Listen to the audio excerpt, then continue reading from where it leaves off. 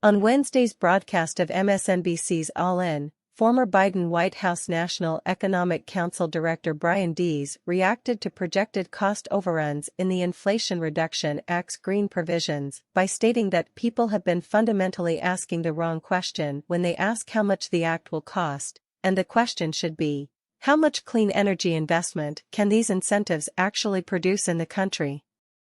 He also stated that the only way the cost of the Inflation Reduction Act goes up is if we have significantly more investment in clean energy projects and solving climate change and creating jobs, and so, the more that we can build clean energy infrastructure, the better.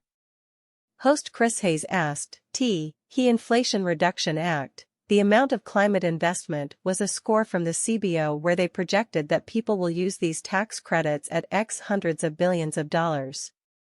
But there's no limit to them, the credits are just there, and if more people want to use them, we have more investment.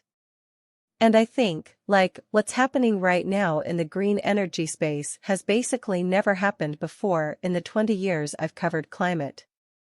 How encouraged are you? How worried are you about what's happening in terms of those incentives and that investment?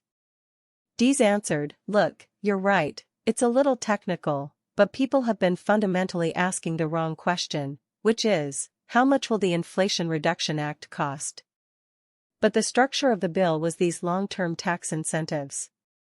And so, really, the question we should ask is, how much clean energy investment can these incentives actually produce in the country? And I have to tell you, over the course of the last 9 months, I have been surprised, the top end of my expectation and of terms what we're seeing around the country. You said you haven't seen this, I haven't seen this in my professional lifetime either. But the opportunity here, the potential is much greater than we anticipated when we passed this law. And that is fundamentally good news, because the only way the cost of the Inflation Reduction Act goes up is if we have significantly more investment in clean energy projects and solving climate change and creating jobs. So, that is kind of one of the positive benefits of the structure of the bill.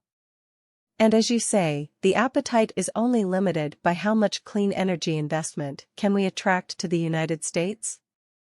There's no other limit other than that. And so, the more that we can build clean energy infrastructure, the better.